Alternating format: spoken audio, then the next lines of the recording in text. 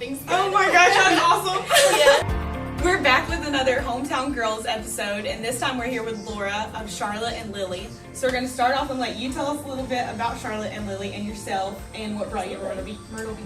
Well, welcome to the studio, and my name is Laura. I'm the founder and principal designer behind Charlotte and Lily. And I'm really happy to have you guys here and talk about the adventures of being an entrepreneur and the ups and downs, because it's a crazy ride. Oh, yeah. Like, legit crazy, and you might need to be a little bit of a unique personality to get through this.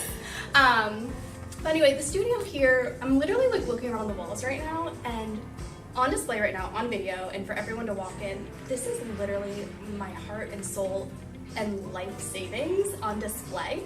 So it can feel really exhilarating, it can feel really vulnerable at times of, will people like what I have to offer or our value proposition. So here at Charlotte and Lily, our mission is super, super heartfelt, and it literally goes all the way back. You're gonna hear me say the word share and connection, like, oh look, I just realized I have baby stuff on me. Yeah. Sorry guys. Sharing and connection is literally the pulse of what drives us to come in, and when it does get hard, to just pick up and keep going. So our mission here is to really help you as a client connect your life moments with your loved ones. And the way that we do that is through paper and ink. And that sounds so crazy because it's the digital age, and like, why would you get in the paper business when everyone is like, you can email, like, you don't need to do this. But we disagree. We completely disagree, because when you work with us, we're creating an experience with you, and we really feel like when you work with us, we get to know you on such a personal level, and we get to create for you and collaborate with you, so that when your guest does take out that piece of paper per se, or that ribbon, it's so curated, and your essence essentially comes out of that envelope. And that's a moment that you can't get with a digital invitation. Mm-hmm. And so that's what drives Charlotte and Lily, is to make sure that we are continuing these relationships and these connections. And you can kind of see that because the first time we met you, we talked about your process with a client. Yeah. And crazy. How we were so intrigued. But so you sit at this table right here. Yeah, we sit at this table. And what do you do? So we start every single process the same, but the middle and the end is completely different, because everyone is so different themselves. So we start every single appointment with the same 15 minutes of educating clients on different print techniques, because there's no good or bad print technique. They just have different results and different price points. And so that's important for them to understand and be educated, so they can make the best decisions for them. And from there, we just get to know them, and the little minute details of who they are is really what drives the design. So maybe it's, he proposed in front of the pineapple fountain in Charleston, and maybe that was like her most cherished memory as a bride. And so we'll incorporate that somehow into her invitation or her creative. So that, yeah, like it is them on a piece of paper. And sometimes I feel so silly saying, oh, I'm a graphic designer, because I don't even know if that's true. Mm-hmm. Sometimes I feel like I'm more of a translator, and instead of translating another language with like words, I'm just translating them into art. Mm-hmm. And that's what it is. That is the process. So every client gets their bin, and we get all different materials and color swatches, and it's super creative. And then once they decide that everything is good to go, we might over-communicate with them. We go up on press on Beatrice, and if you're local, you are so welcome to come in. We have clients that will come in and actually see their invitations printed right in front of them, and they're like, oh my god, I had no idea. Or if like their family members are close by, they can come in and see it. Open door, always, always, always open door. And I think that's part of the excitement about working with us. And if you are far away, we send you videos. Like, we will blow up your phone, so like I hope you have unlimited data. Because we want you to have the same exact experience, whether you're near or far. Mm-hmm. That's really cool. And yeah. Beatrice is our press. She's our Heidelberg windmill. She is my pride and joy. super deep, I think. Yes, so she is an antique and she's still kicking, and she is from her serial number was from the early 60s. Wow, that's crazy. Yeah. That's so cool. They don't make them like they used to. So tell us about when you kind of realized that you wanted to go off on this adventure, kind of be your own boss. Okay, so full disclosure, this was not my intention. This was not my expectation. Like, I cannot sit here and tell you, I always wanted to be an entrepreneur and a small business owner. No, I am the complete opposite of that. And I think that's really part of my story that I need to own and not be, I don't want to say embarrassed, but it seems to be like big business and corporate or small business. And I think there's a lot of in between and a lot of transitional periods in people's careers and their path. It's a path, like it's not a straight line.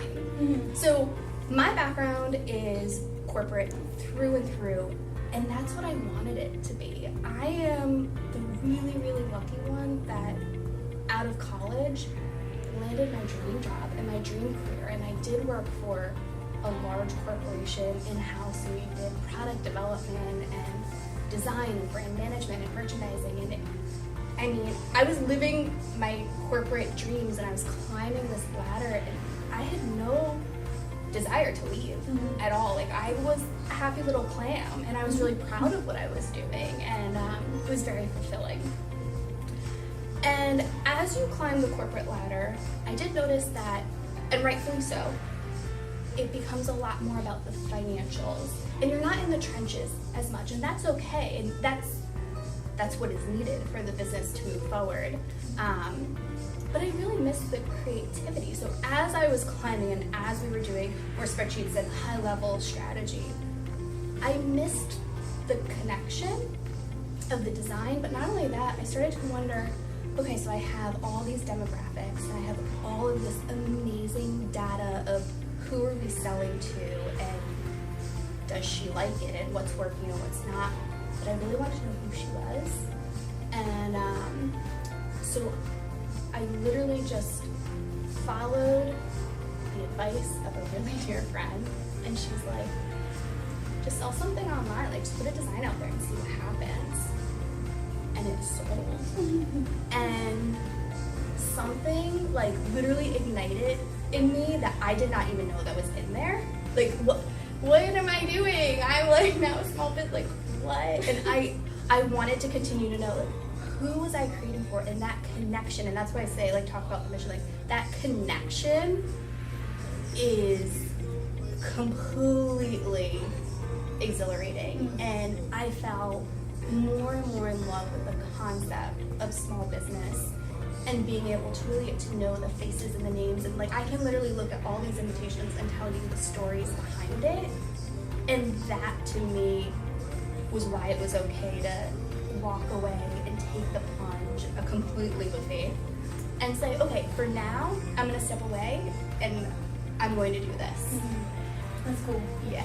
And so as you're climbing the corporate ladder, you are in New York. We were in New Jersey and New York. New Jersey and New York. So then you went from there and just came to Myrtle Beach. I did.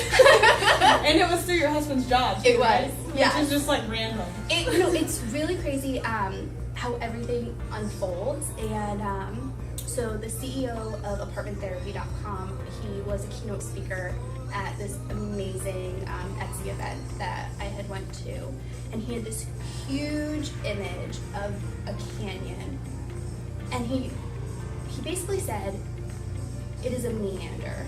Life is a meander, and that has never left me. And so I'm on this crazy meander right now, and right now it just happens to be with the studio like a few blocks off the beach. Yeah. So I mean, that's a pretty cool meander. I'll take it. No complaints there. No complaints. I don't have to plow snow. Yeah. Oh my gosh. Okay, so tell us what the biggest challenge has been since starting Charlotte. Yeah. Okay. So full disclosure, there's a lot of challenges. There's a lot of victories too, but this doesn't just happen. So there's a lot of work that goes into it. So for me, the biggest challenge was transitioning from that corporate role into more of a more personable type business. Felt isolating at times, and I guess you could even say lonely. Like yeah, like it was lonely, and I was connecting with these people via email and, you know, getting to know them, but just having physical people sitting near you, or being able to get up and grab a cup of coffee and say, oh hey, like how's the dog, how's Sully, you know, like you don't have that. Yeah. And so that for me was my number one obstacle. I think that that's not talked about a lot in It's this not. journey. Is Yeah. how isolating it actually is when you do Yes. finally take that step. Yes. So that actually was a huge component of what propelled me when I was envisioning the studio, is to have a space where open door, where if you're an entrepreneur, if you're a local creative, and you just, I tell people all the time, come sit, we have all these workspaces. I get what it's like to sit alone all day, and just come and sit Yeah, that's cool. and have a human energy and talk to a real person. yeah, it's really nice. So not only did we have this great team, we were such a collaborative team, and so now I'm like sitting in my little silo of Charlotte and Lily, and it's like, okay, yeah, I think it looks good. And before I could go into someone's office and say like, hey, what do you think? Or hey, I'm stuck on this. Like, this is what I'm thinking, and then they might give you a completely different perspective. Yeah. And really get it to that next level of where it needs to be. And so I don't necessarily have that anymore. So what I do is I really allow the client to drive that vision and the direction. But it did take me a while to figure that one out. Yeah, that's cool. That's a neat perspective Yeah.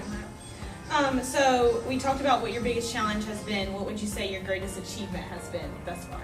Okay, so I'm super proud of this. I'm a total nerd. I actually have a map.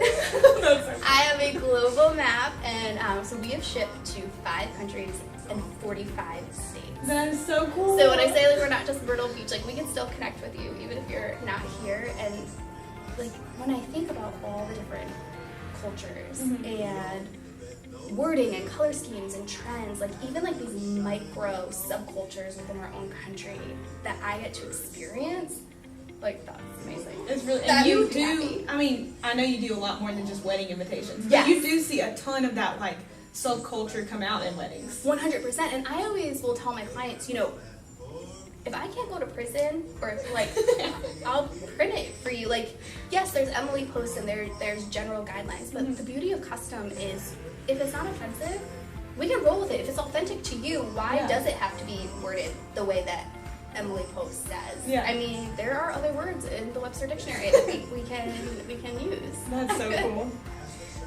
So we just talked about the isolation that you kind of face as an entrepreneur. What has the community, and you also talked about your community in, you know, at your corporate job, but what has community meant for you here, other women entrepreneurs, that kind of? Absolutely. So community for me is the connection. It's sharing, whether it's sharing ideas or collaboration. So it's a two-way street. We are really, really fortunate to have the community of the Myrtle Beach community, the Etsy community, a print community, my old corporate community. Like, it is a network of support. So, for example, we recently hosted, which was an awesome, awesome deal. We hosted the Knots Coffee and Conversation. I was going to bring this up if you didn't. We had over 30 wedding professionals in the studio, and the Knot came in and gave us all this amazing information, and it felt so good to have everyone together and bouncing ideas off of each other and chatting and drinking really delicious mimosas. But I mean, there are so many faces that I was able to put to the email address, which Yeah, was that's great. cool. And I mean, talk about community. I mean, Croissants is literally like 2 blocks up from here on 82nd. And like the initiative of the community, they call it, hey, like what can we bring? Awesome, thank you. Like, Yeah. it was so tasty and delicious, and I just thought it was so gracious of them to want to do that. And like that's the minute little details of the Myrtle Beach community. Christine from Blue Palm Events, she is a wedding planner, and she's a mom of 2 young boys. And when she found out that I had Ethan, and she's like, I get it, like it's Yeah. hard to have the doors open 7 days a week, so she'll actually come in when I need to like bring Ethan to the pediatrician, or if I just need like mom snuggle time. And so she comes in a few days a week just to help. And That's so cool. it like that doesn't happen. Like, am I dreaming right now? What? Yeah. That's hilarious. That's Yeah. cool though that you found that. And Myrtle Beach is a destination for a lot of weddings. Yes. So the wedding industry here, I feel like, is very close and It kind of really like a cool group is. of women and that kind of thing. Absolutely. So what women have specifically inspired you?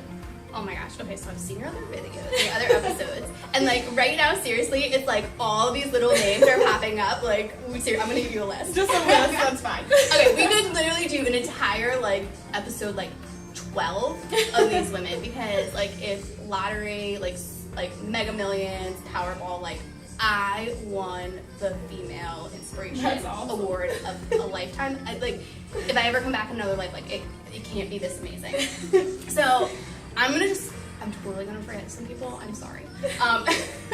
But We'll add them at the bottom. we are literally okay. So I'm gonna do like Clip Notes version. So Despina, hands down. Any of my clients know the way that I address any email or format my emails or attach files is literally from my first boss, Despina. And like I'm old, so like like I've been doing this for a really long time, like her email format, so like amazing, like total foundation of wanting to truly nurture and teach as an assistant level. So like Despina, holy banana, is like thank you for like I know how to email people appropriately, and I can find any email from like years old based on her system. Oh, that's it. It's amazing. So then I worked with an amazing group of women. We were an all-women team with FAO Schwartz, and it was product development. And this team is like ultimate female dream team. So Karen was the one that really empowered me to like use my creative voice and allowed me the freedom to be like, yeah, you got this. Like, this is what Fire needs. Like, you do you. Like, you got this. You know what you're doing, and like really built the confidence that I needed. But at the same time, if I had questions, she was that person that you could go to and would like talk through it with you. Or did you see it that way? It's like that's amazing. Yeah, that's cool. And then Lauren is like this brand management strategy connoisseur. Like how she actually puts everything together. Like it's like a magic trick, but it makes so much sense. Like after she says it, and you're like, why didn't I think of that? Like she's brilliant, and she can design, and she can do math, and like the two really don't go together. They don't. But she's like absolutely amazing. And then Megan actually started out as our intern, and we loved her so much. She actually joined the team, and she really taught me how to be a leader. And she also taught me a really like trend. Like this girl is on point. I actually will still like email her and like talk to her, text her, and be like, okay, so I think this is a really popular trend. Like, are you seeing the same thing? And she's like, that's so last year. And I'm like, okay. Okay, cool, thanks. Cool, yep, okay. So that was awesome. Elizabeth, like, seriously, the power of getting up off of your chair and walking to someone else's desk to get something done, like operations or logistics, like you cannot hide from Elizabeth. And so that really taught me, like, yeah, okay, document everything in writing. But it goes back to that connection. Yeah. Like, get up and like face to face, because someone is not going to say, I'm sorry, I don't have time for you right now. I'm not gonna do this, like, you know, shipping calculation for you. So she like got everything done. And then Claudia was like, oh my god, she was heart.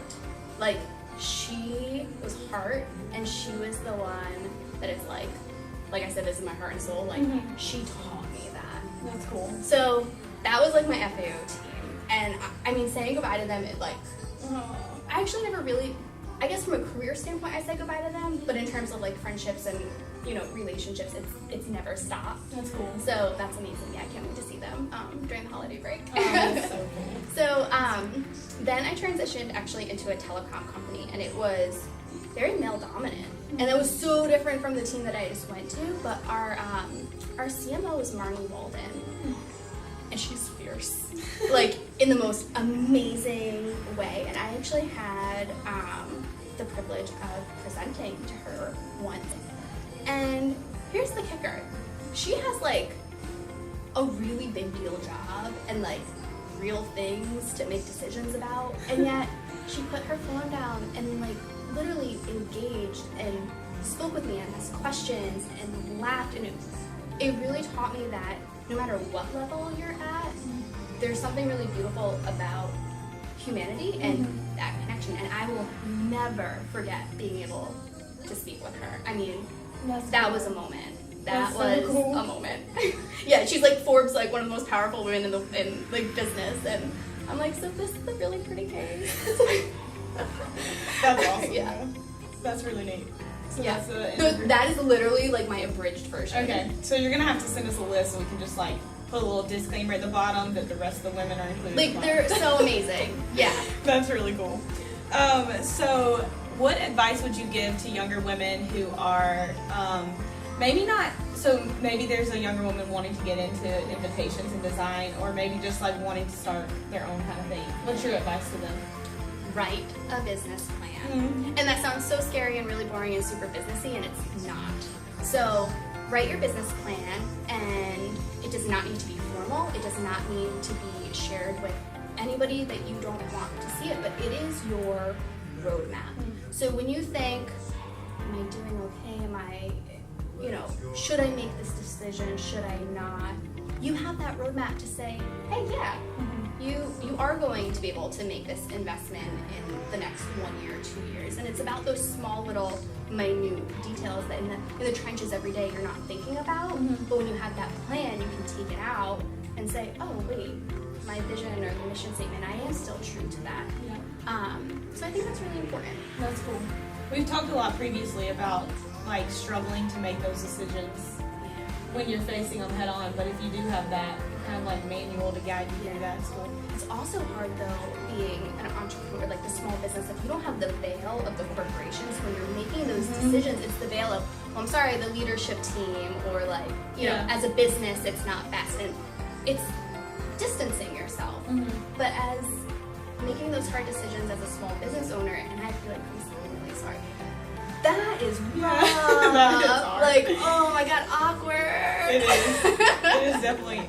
I've tried though to phase it, to like phrase it and say, we've decided on this decision. Yes, we. Yeah, that's cool. So what about, tell us a fun fact most people wouldn't know about you.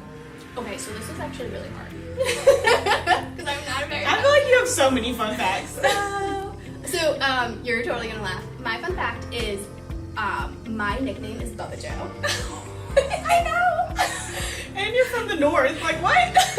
I know. Like, mind blown. So, like, literally my nieces and nephews know me as Aunt Bubba. And so, like, if I pick them up from school, like, the school notes will be like, that was Aunt Bubba, aka Laura, and like my driver's license number is like really official now to like be able to get kids from school. And so the teacher's always like, why Aunt Bubba? But totally I'm crazy. confused too. So in the summer when I was like 3 or 4 years old, I went to Florida with my grandparents, and I had a blast. Like, I thought it was amazing. But I came home, and I had older siblings. I'm one of 6 kids, and I'm on the younger side. And so, like when you ask little kids, like, what's your name? What's your favorite color? How old are you? Just like, I don't know. That's what you do. I came home, and my sister was like, what's your name? Hello, I'm your sister. But I told her, I was like, my name's Bubba Joe. And they all were like, what? And I was a peanut, you guys. Like, I was literally so tiny. My baby sister was actually bigger than me. Like, I didn't even look like I was probably 3 at the, like, so yeah, I'm like this little petite thing telling everyone. I wonder where you got that from. Like, well, somewhere in Florida. Of course, somewhere in Florida. Oh my god. That's hilarious. I That's know, so cool. it's really, really funny. But like legit, I knew I was going to marry Joe, my husband, because he's the first significant other to ever call me Bubba. And I was like, oh, okay, we're totally getting married. That's how you know. That's how you He know. calls you Bubba. That's too cool. Well, we are super grateful. I feel like Gabby and I have talked about it. We feel like we found like a gold mine in you. Because Oh you are my so God. encouraging and so open and so cool to get to talk and chat with. So I like love what you guys are doing. Like these episodes. it's I been think- really fun. We've enjoyed I it think a lot. it's so important, and like I watch them, and I know these faces, but it's like, oh my god, like You're amazing. I'm gonna do lunch with you. I'm gonna lunch with everybody. Just one big giant lunch. Yeah, you should have like a hometown. Oh, we creative are. lunch. It's coming. Yay! It is so coming. There goes your Myrtle Beach Oh. Fire Department again. That's cool. Well, thank you so much for your vulnerability and your willingness to share with us. So we're super grateful. Thank you guys.